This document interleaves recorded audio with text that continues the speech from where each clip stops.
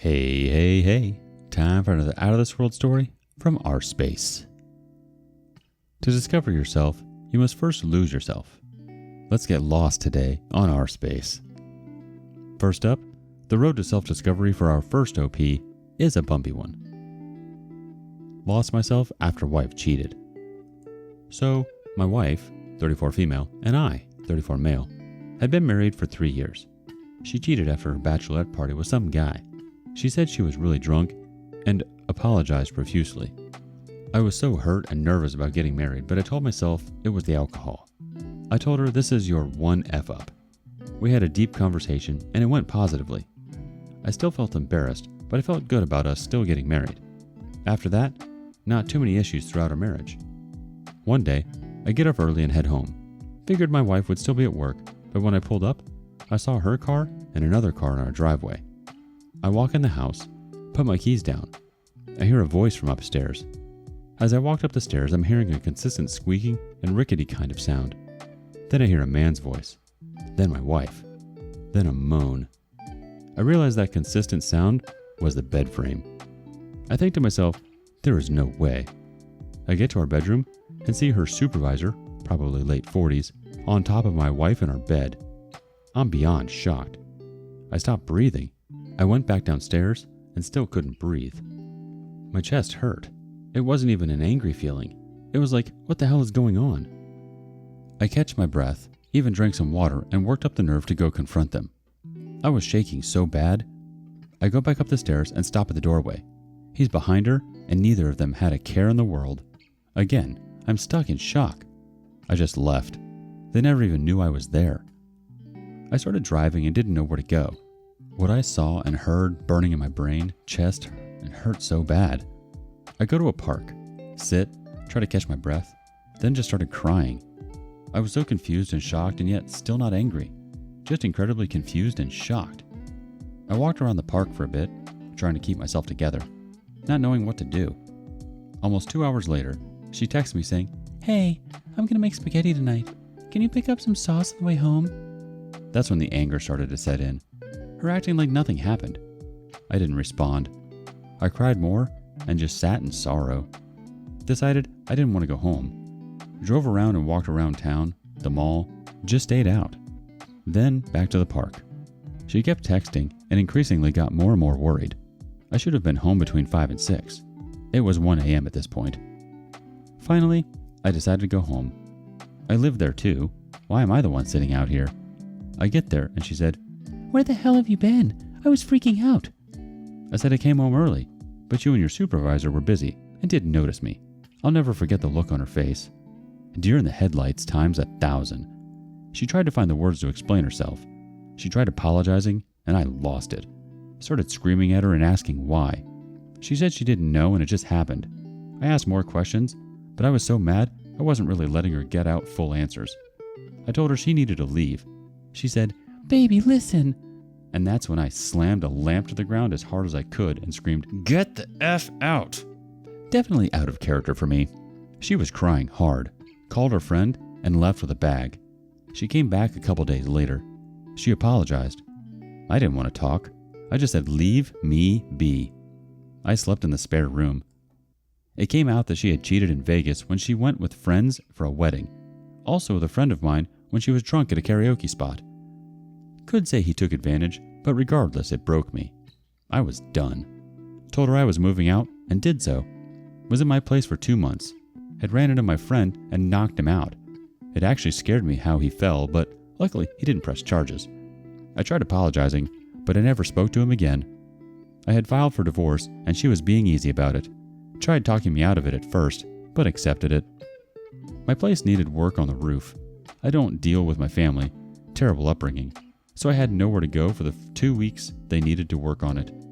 They gave me a hotel voucher, but was in a terrible area and didn't feel safe. I asked if I could stay there. She agreed. Figured we were both still working, don't have to come in until I go to bed. That was the plan. Just avoid her for the 2 weeks. So the third night I was there, I was in bed. She hadn't come home. Then around 2 a.m., I hear the front door open. I hear her walking up the stairs, talking, sounded tipsy. I hear a guy's voice. Not the supervisor's. Apparently some guy she met at the bar. She keeps shushing him. They go into the master bedroom. Then the squeaking and rickety sound. Then moans. Then both of them be loud, as if I wasn't there. Yes, we were in the process of divorce, but she couldn't wait the 2 weeks for me to be out of there. This happened one other time 2 days before I got the call that my place was ready. I said nothing and left. She called and asked why did I leave without saying anything. I told her I hated that I had to stay there and how it broke my heart all over again having to sit there and listen to her with another guy like that. That she has no respect or decency. She said she was sorry. I said whatever and hung up. Divorce was finalized 4 months later. Was easier than expected. She didn't want anything. We just split. I was lost though. Felt cold towards people and didn't care about things. Would hook up with random women. Didn't care if they were married or in relationships. Didn't matter to me. I felt like, who the hell cares? Obviously not in my right mind. Eventually I slowed down and cared again. Have a bit of porn addiction now. Trying to work on it, I guess. I just work, get out when I can, and try to have a more positive outlook. I don't talk to the ex. Have ran into her.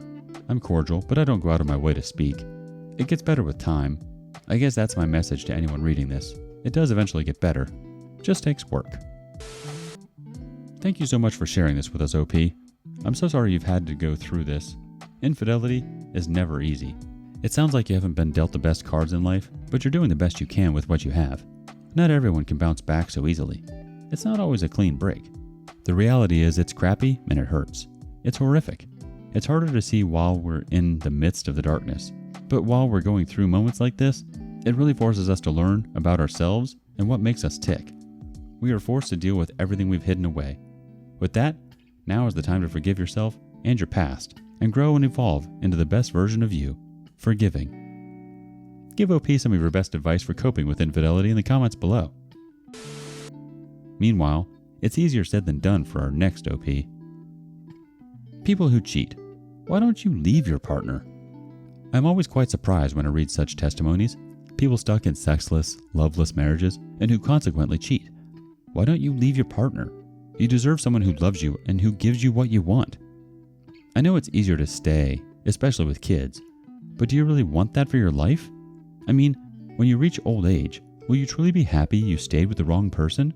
Because if you cheat, this person clearly isn't giving you what you want or need. People who say, because I love them, but they don't want as much sex as me. Do you really? To me, loving someone is not betraying them. But maybe I'm wrong. I know it's not all black and white, so I just wanted an insight. Sorry if I sound a bit judgmental. As someone who has been cheated on, I'm just a bit bitter on the matter. Our first opinion comes from Puzzleheaded Ice 445. It's just selfishness. There's nothing more poetic to it.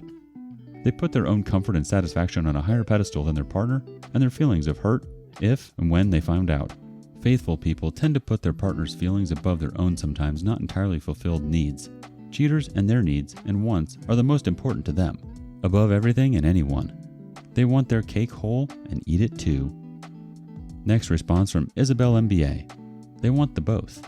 Security, filling their ego, they can manipulate. They don't have to raise the children 50% of the time. They're never alone. They look perfect for others.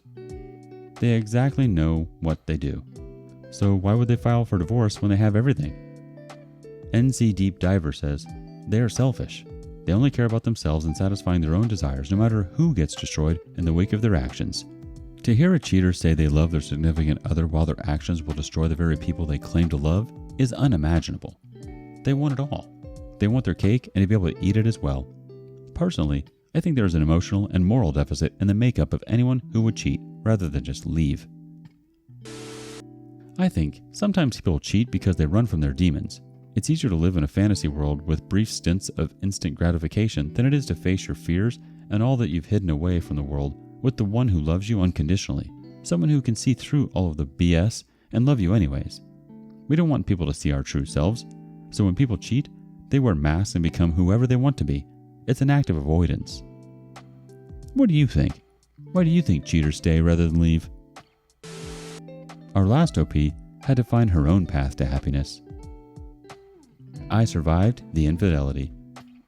Hey guys, so I was on here in February. My then boyfriend of 3 years had cheated on me. He had slept with his ex and I found out. Anyway, I came on here and I was crushed. I lost weight from not eating, and I wasn't sleeping. Life seemed to have lost its color. I was open to reconciliation, and he suggested couples therapy, but he didn't put in the effort, which I believed he should have been putting. After 4 months of constant anxiety, being triggered, and really pouring so much of myself into the relationship, despite being the heartbroken and betrayed one, I decided to end things amicably and communicated that despite still loving him, I just can't do it anymore, especially since being with him was coming at my own expense. This was last month. I think over the 4 months, I was slowly detaching and battling with myself because cheating is a hard limit for me, but I wanted to try, and so I did. Anyway, so 2 weeks ago, I went on my first date with someone I met online, and it was awesome. Great conversation and company. I'm not looking for anything serious at the moment, but it felt amazing to dress up, talk to someone new, and go out to have fun. I'm also doing way more with friends, traveling, and focusing on work and my career. I just wanted to post on here to say, it gets better. Give yourself time and do what works for you. Cry, journal, stay in bed, etc. But just know that time does heal wounds. You won't feel how you're feeling now 5 months down the line. I am happy and still healing, because healing isn't linear, and I have my sad days. But I'm also well aware of the fact that I am moving on, and I love it. Don't hold on to a relationship that is hurting and triggering you. We've got a reaction from Chompy Snack. I'm 10 days out from D-Day, and I'm really glad you wrote this. I'm kind of numb right now and still can't get complete control of my emotions, but I'm trying to do new things and separate from all the old things that are now dead. I'm nowhere near being ready to make a new friendship, much less go on a date, but it's nice to hear that it is somewhere out there on the horizon eventually. Thanks for the reminder. Another chime in from Mighty Sprout. Are you me? This is my experience as well. Even after 24 years of marriage, I feel so much better after only 3 months separated. Though I'm still worried about my financial future, nothing can change my optimism about being on my own. Woohoo! I am free! Thank you so much for speaking your truth, OP. You're absolutely right. It does get better and you shouldn't hold on to something or someone that is hurting you. Moving on shows that you have developed emotional maturity as well as a sense of self-worth and self-love.